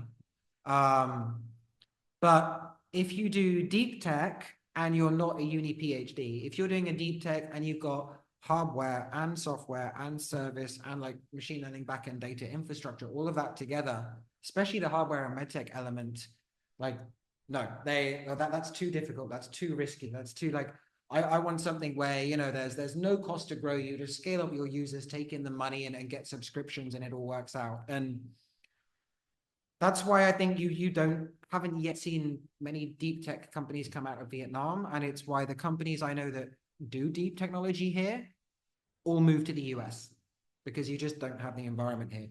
You have a few that are willing to take that early bet, and you have a few medtech VCs in Singapore as well. But for all of them now, like it's a bit easier now because we can point to traction, we can point to products there, certified, good feedback. We work with top research hospitals. We're in 12 countries. Like our users are everywhere. Now we can go in and show medical VCs who understand a bit about distribution. Yeah, this makes sense. But early stages, absolute nightmare. That's why like we've been running 5-6 years. So where we are, we've been running 5 or 6 years. We've got licensed to distribute and sell in say 6 countries. We've got users in like half a dozen, maybe 10 more. And we've done this with $1.1 million of investment. And if you look at the rest of the world, to make just a prosthetic hand and take that to market, it will take you about 4 years, and it will take you what, $4 to $6 million just in R&D before you hit market. And we established in 2018, we launched in Vietnam in 2021, and we've got internationally certified with CE in 6 years with only $1.1 million raised. So that's the kind of like difference between the environment here and the environment in the West. So let's say there's someone in the United States or France or where the case would be, and they're like, man, there's all this talent in Vietnam. I want to come to Vietnam and start a company. What advice would you have for this person? Don't do it that way. So my first advice will be, if you want to get something that is remotely investable, get a Singapore holding company. And then in Vietnam, if you're a foreigner, get a local to incorporate the company and then get them to sell it to you. Much easier than trying to set it up yourself as a foreigner. And then, well, don't get them to sell it to you, get them to sell it to the Singapore holding company. And then you're good to go. And the one thing I one of your first hires is your accountant. And that can be through a service, or that can be like get them on full time. Won't need that early stage, but you are not going to understand Vietnamese accounting or taxes. They do not use the gap system. They've got their own thing going. So that's probably the biggest, like, you need someone to handle local paperwork. The business side of things you can manage, but just all of the documentation behind it and government, social security, that has to be like, you need a local. And you have a co-founder too, correct? I do, yes. Her name is Ella. She is Vietnamese. She is, I don't know, like 6 years younger than me. No idea. She's the young, beautiful one of the team. And she handles BD sales, marketing. She's a born saleswoman, serial entrepreneur. Y'all came at the same time, or how that done it? So I started the company with a venture builder. I pitched them on Vulcan. We set it up. 6 months later, we decided to establish the company in 2018 because we thought this will work. Ella was brought in as a project manager by the venture builder. They had like a few different companies, and she was working with Vulcan, and she is just incredible. I have never met a better people person, executor, and sales planner in my life. And so after 6 months of working with her, I just thought it would be criminally stupid not to make her a co-founder. So yeah, brought her on, made her the offer, brought her on board, gave her equity, and she is, yeah, Vulcan would not be where it is without her. So from your point of view, how does your startup make it, so to speak, whatever make it means to you? How did we make it to here, or how do we Like, how will you make it in the future? Like, like 10 years from now, you're like, okay, I accomplished all my goals. What needs to happen for that to happen? At this point, just investment. Like, a lot of what we've done is we built systems and things that are ready to scale. Like production, for example, we're ready to move to mass production and injection molding, but that's going to take like $200,000, maybe $300,000. And for us, like our burn rate is 35 grand a month or less, you know? So the cost of moving to injection molding is an entire year of running the company. We are super lean, a team of 30 people, 35K a month. So what needs to happen for us to scale? Yeah, one, like get investment so we can build that out. Two, we need to, so the way we're approaching this is emerging markets are where all of the existing industry struggles. That is where we have a massive, like our competitive advantage is very strong all over the world, but in emerging markets, it's like an order of magnitude higher because we sell a full solution, not just a part of a kit. And so getting out to emerging markets first, we need to make sure that we are available in all of those largest markets. The product is established, it's stable. We have good distributors who can manage their own sort of small local stocks and sustaining of our users. From there, we move to slightly more advanced markets like, you know, the EU, Japan, South Korea, Australia, New Zealand, where there's a lot more support. You can launch more premium products and get into, have a lot more sort of stronger government subsidy that speeds up the sales cycle. Then we leverage the sensor technology that we've got. It works for prosthetics. We are already working on extending that to the pre-fitting part. So before you get your prosthetic, after you're amputated, you've got like 2 months while you're adapting. So we use it for that remote rehabilitation and telemedicine. So we need to set that up and get that sort of working with our core partners. And at that point, we'll have the product, the technology, the infrastructure, the branding, the credibility, everything we need to go into the US. And then once we're in the US, we can start really expanding the use cases for sensors into other industries. So you can wear this to control a hand in real life. So if I can control a physical hand, why not a virtual hand? why not just put on my VR, and instead of having to hold my Oculus headsets, full natural movement. And so that's what, like, we need all of those things to happen. We need to get to the US because that's where those type of deals and connections are going to happen. And that by that stage, we will have a big enough data and software advantage that we're going to be the only logical choice.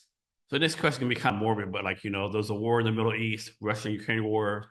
Any thoughts on, like, of course, you don't want to do this because, like, it's kind of viral, but like target those places. We're going to have a lot of amputees.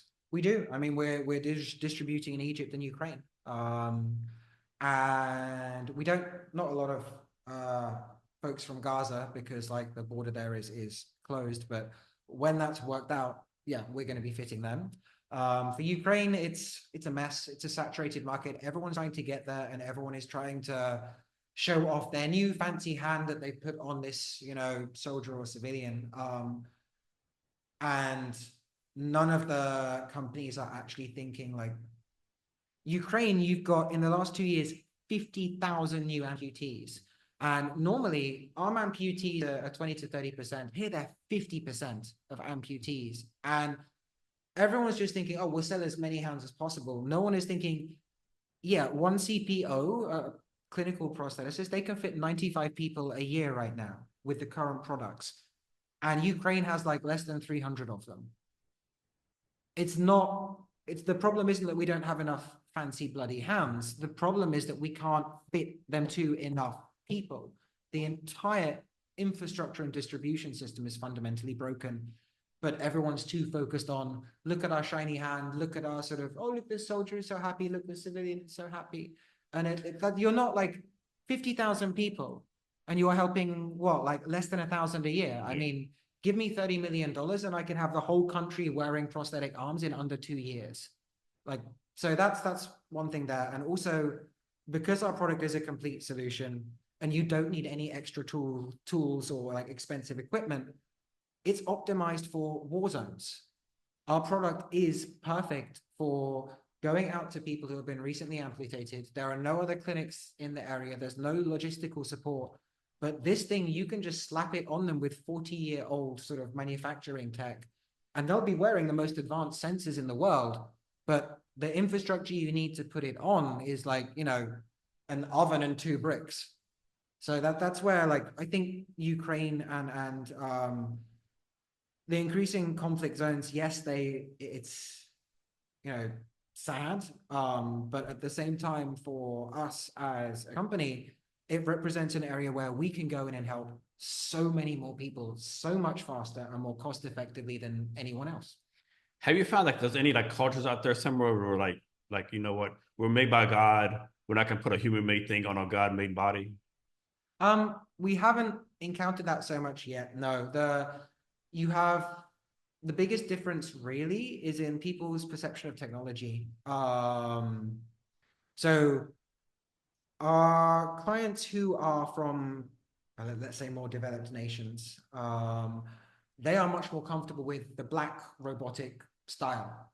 And for them, like, tech that looks like tech, that looks like it, it's expensive, it should look expensive, it's cool, it's elite, it's high tech. You want it to sort of be at the same level as the iPhone, where people are asking, oh, where do you get that? That's awesome. We have that mental space in our cultures for this type of thing to be cool. Kids grow up with it. We see these tropes on TV. Like it aligns with what we know and what we're familiar with.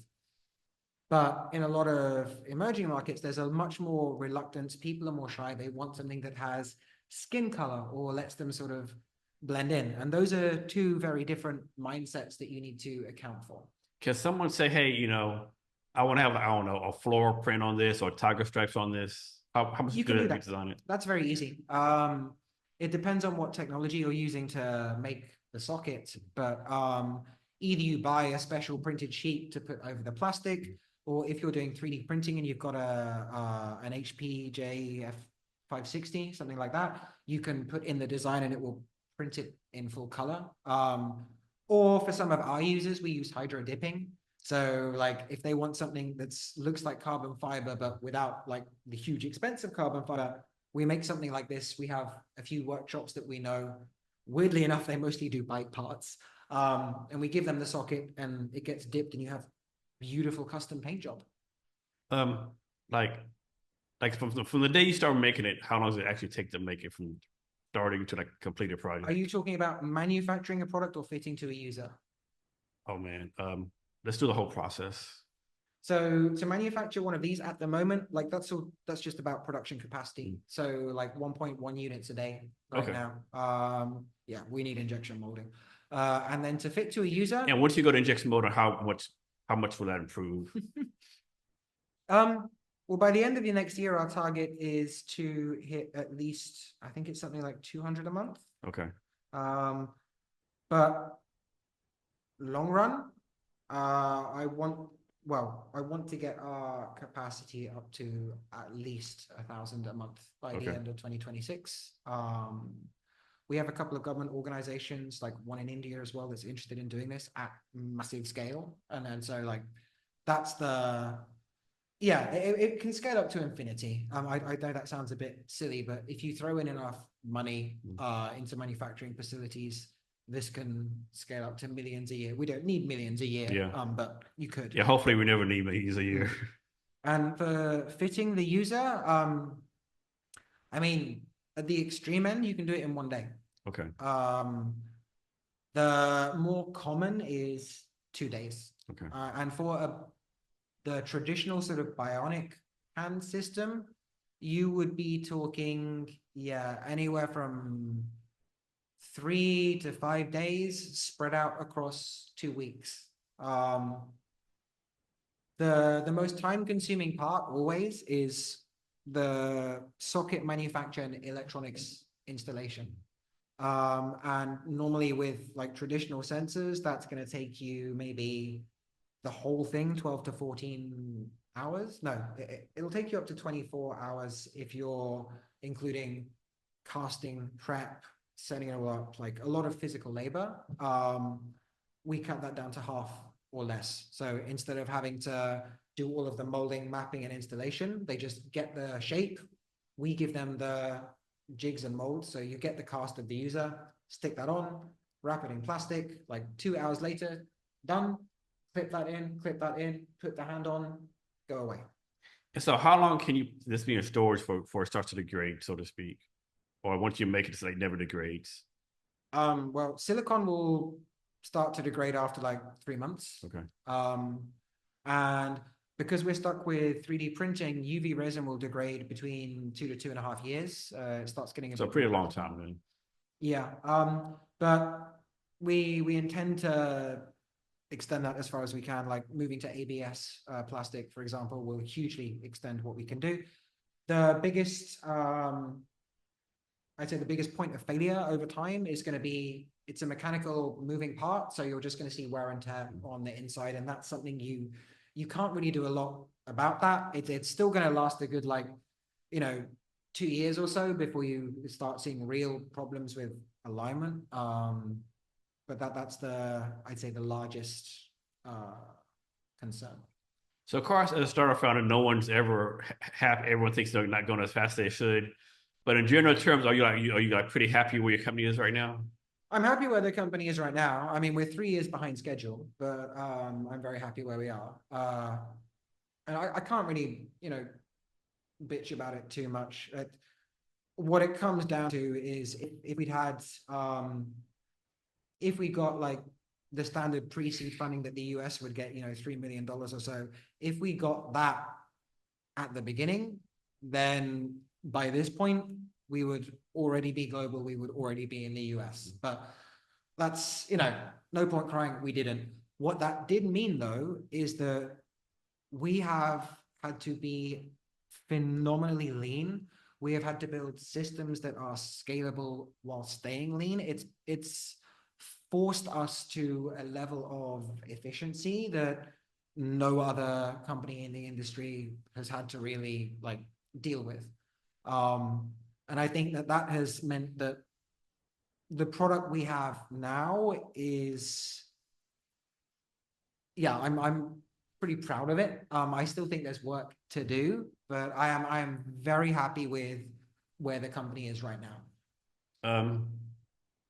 Any like crazy future plans for the like earlier you talked about the RoboCop the gun coming out? Any future plans like something crazy like the arm and laser shoot out of it, or like something that's off the wall, or I would love to do that. It just comes down to having resources. So one of it's odd for an engineering company, but I actually value cool. I think cool stuff is important because it's a delightful user experience. It changes your relationship with the product. It makes you fond of the product. So our earliest prototype of the hand actually had way more gadgets. So we had a little clip up that could flip up here that was like U-shaped, and it was to hold a billiards a pool cue. We had a plectrum that would flick out of the thumb, so you could just move it up and down and play guitar. And we actually built a mouse into the palm of the hand so that your prosthetic hand works as your mouse. We don't need to do that anymore. Like our wireless sensor can connect direct to your laptop, so you can actually like cut out the middleman. But that's something that, yeah, I think we want to do more of that. We have done that before. The hand is modular as well. So we've got our own wrist design. You can put any tool or attachment onto it, clip it onto the hand, and it will work. So like there is a lot of potential to get gadgety. so how often do you go back to England to visit family and friends or whatever? Oh, every 4 or 5 years, maybe. Okay. It's a mess. Not particularly interested in going back there right now. I left 16 years ago, and the country is it feels a very different place to the one that I left. And part of that, I'm sure, is going to be me. I've grown and changed and got an outside perspective, having spent, this long living in another culture.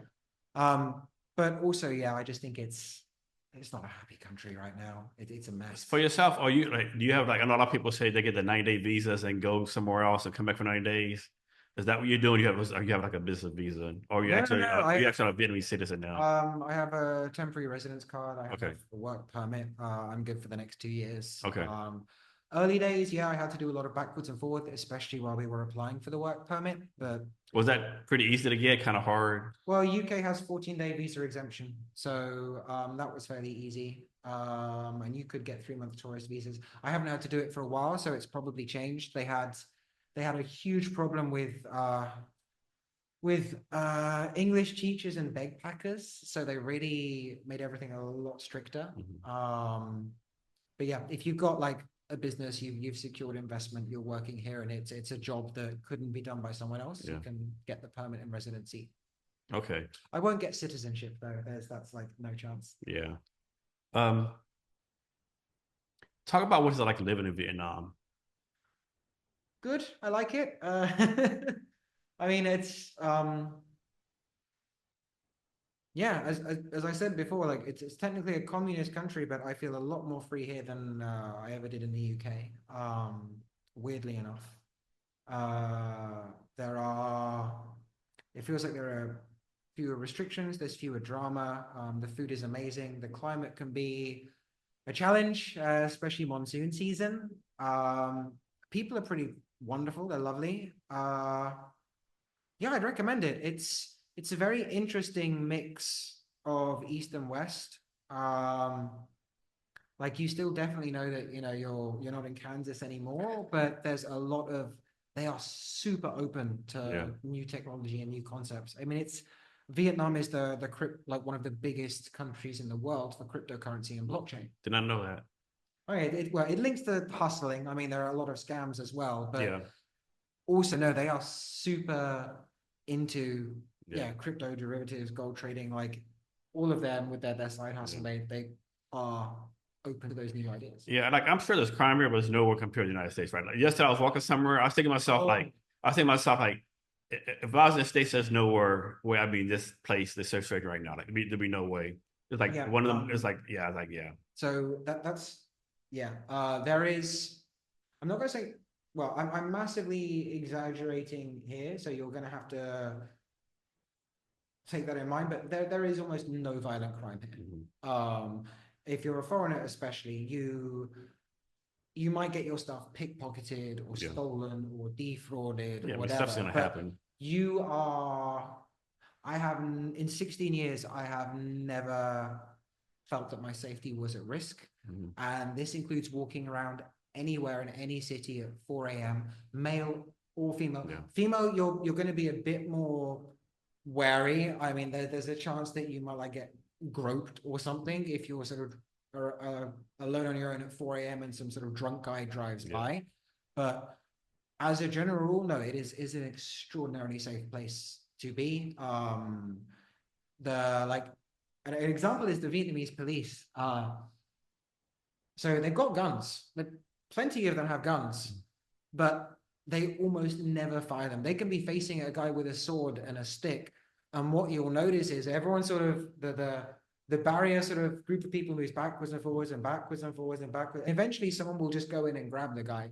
It is incredibly rare to have like that kind of an interaction. So that's one of the things that I think is really good about being in Vietnam. It is safer than the UK. It is safer than the US. I know the States, where I do my podcast in the States, it's in Seattle, a place called Pioneer Square. Like, it's a really good neighborhood, like in bars, restaurants, but like, I don't care if it's 2 in the afternoon or 2 in the morning. If you're there, you have to have your heads forward, because you never know what's gonna happen. Like, there's homeless people, there's drug, there's all this stuff going on. So you always gotta be aware.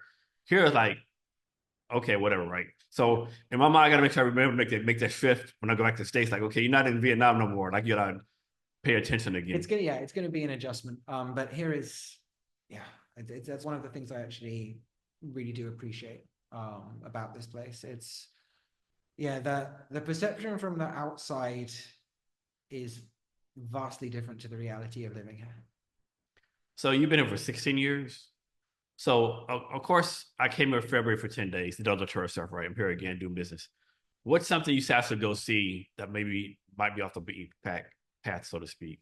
I mean, like not the big market, not the War Museum, but something like off the beaten path that most people don't know about that you have to go see.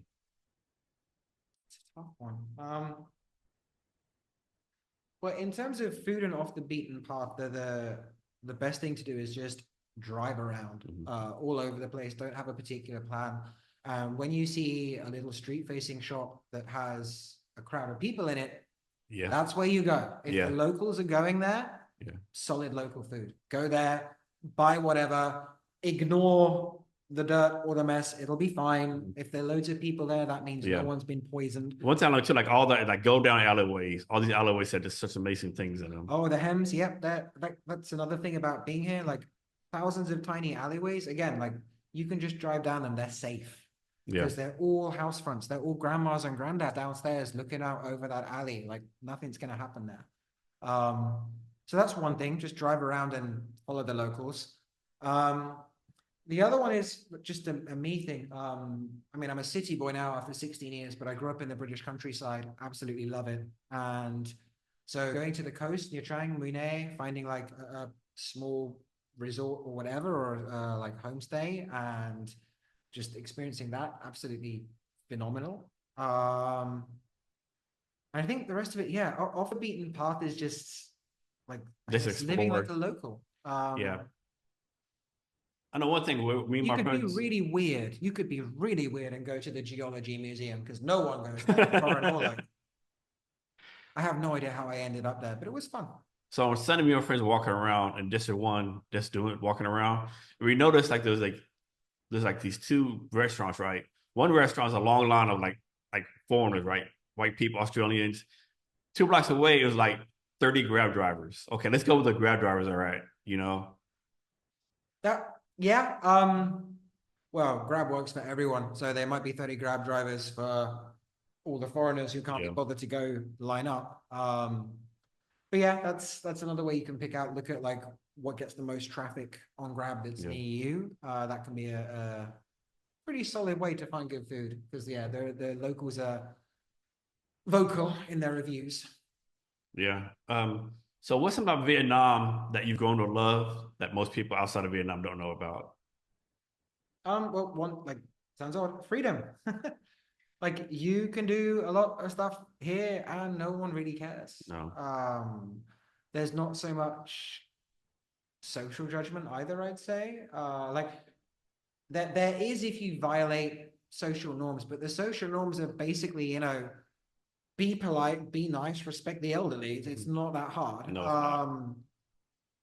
So I think, yeah, surprisingly, for people who associate Vietnam with a massive war on communism, one, fantastic place to do business, very entrepreneurial culture. Like it's an incredible balance that they have. Two, something that's probably less considered, high tech. Yeah, Vietnam has a lot of technology here. A lot of it is still nascent, but it's growing. So I think that's worth taking a look at. Three, what a preconception that people might have is, yeah, any resentment. Vietnamese are some of the most confidently patriotic people I have ever met. I would actually, it's in some ways it aligns with what I think British patriotism kind of used to be like.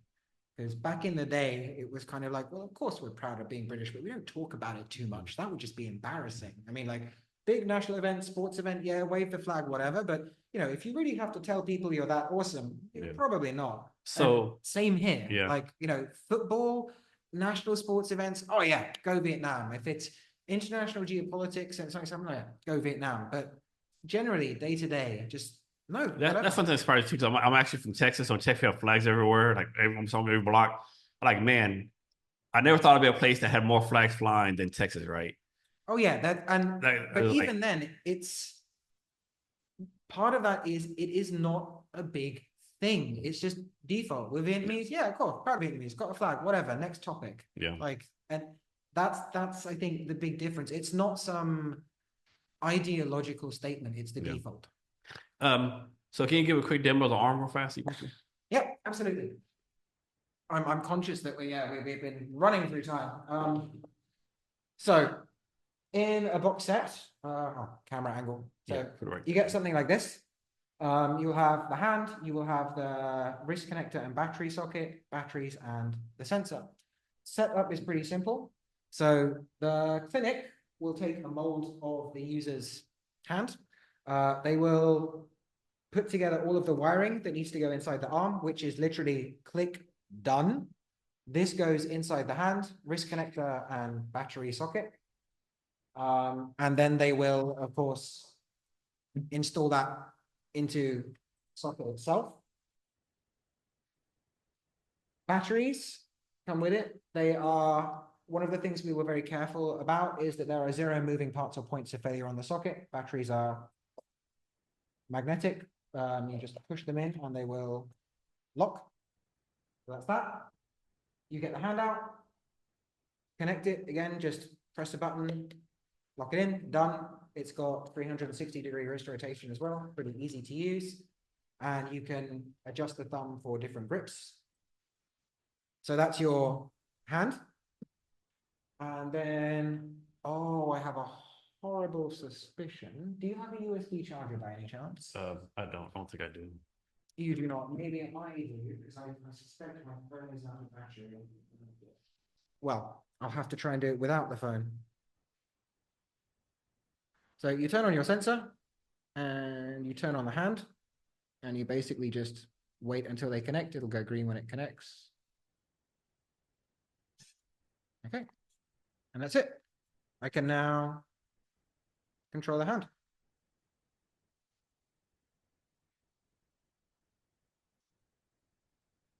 So bring it back a little bit, like this way. Oh, yeah, right there. Yeah, right there. Yeah. So it's very, very simple. Like you can put this on if you've got the app to help you set it up. It's a 2-minute process. You can do it manually or automatically.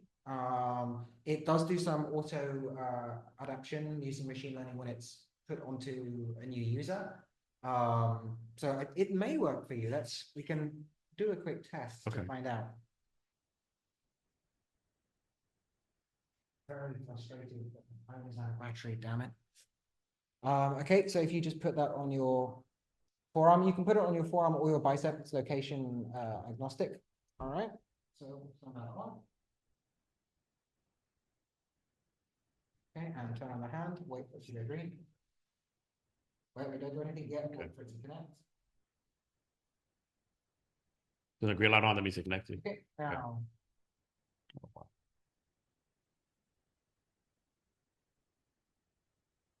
Yeah, so new user with no adaptation. So just like relax and then tense and relax, and that will do it. Maybe I did it too fast. Maybe it extend without, that's it, without tensing. So it's reading all the muscles around here. If there's tension in them. Yeah, I feel a lot of tension in my arm. Yeah. So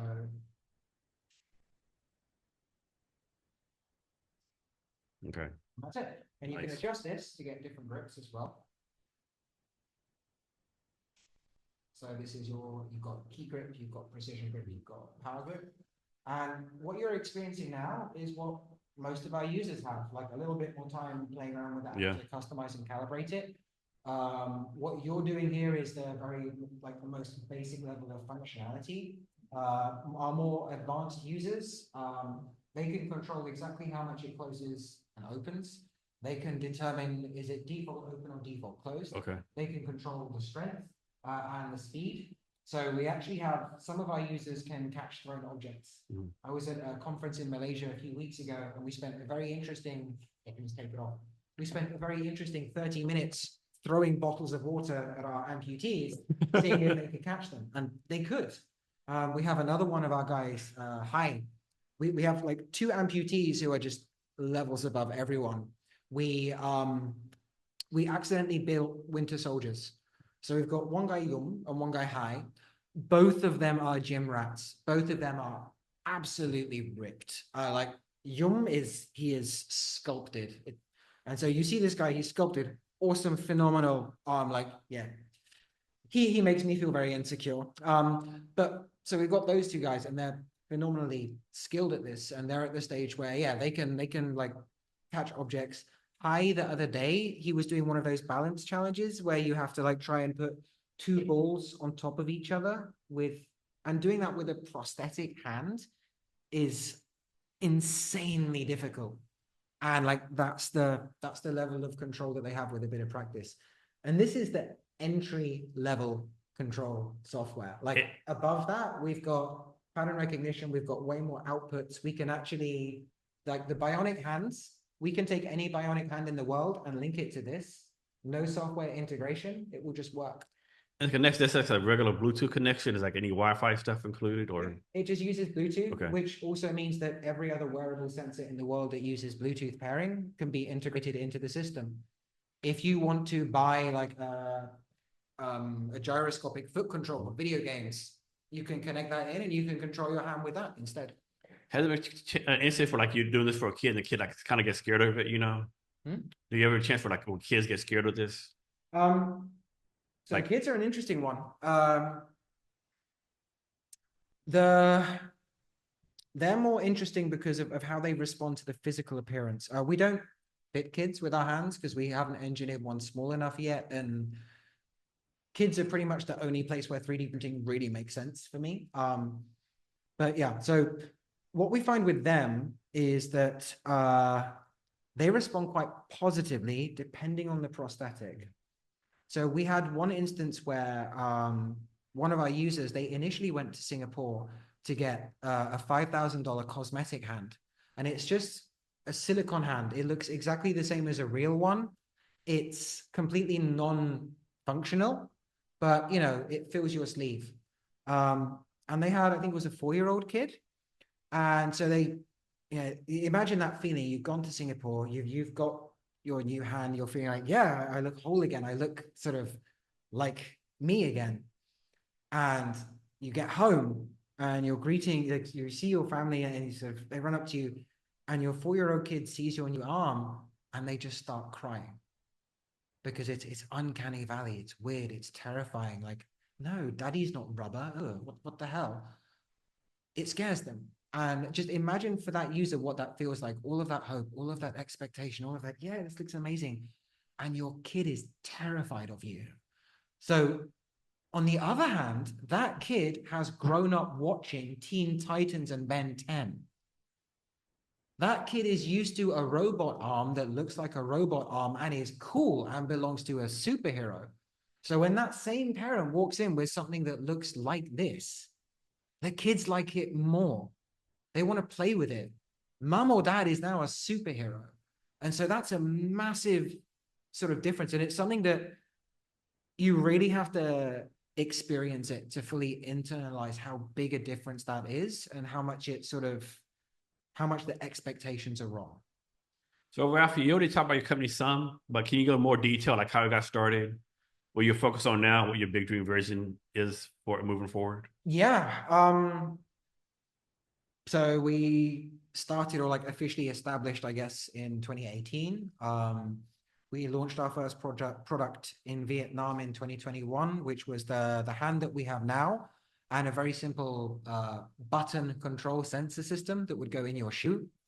We still offer that, but people prefer biometrics. And then we learned, built, developed that. And then 2023, we started looking international. We got CE certification, which is like European equivalent of FDA.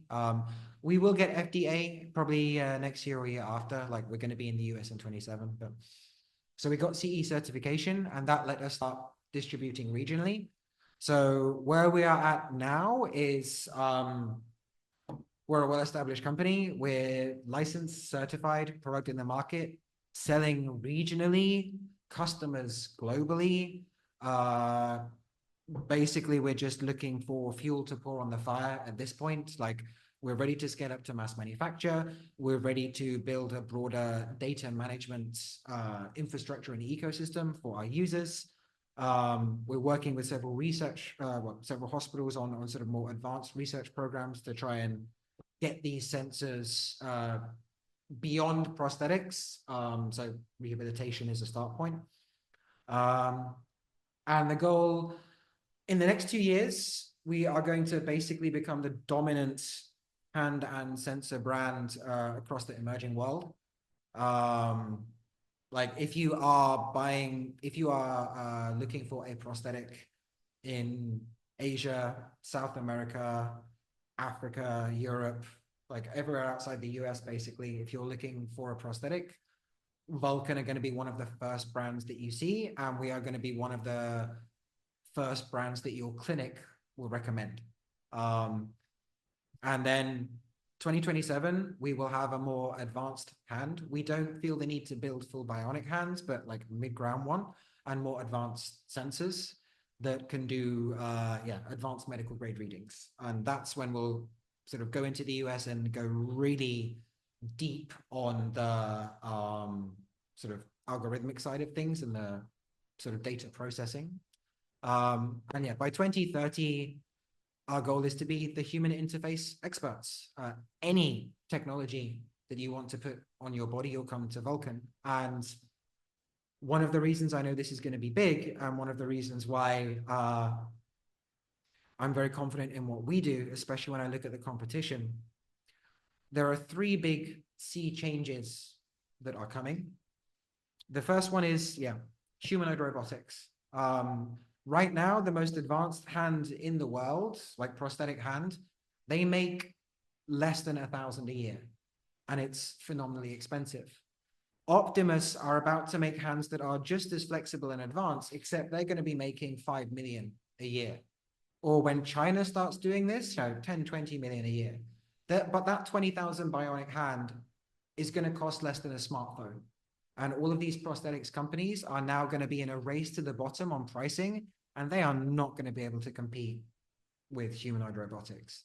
So prosthetic hardware is about to get way more advanced, way more accessible, and way cheaper.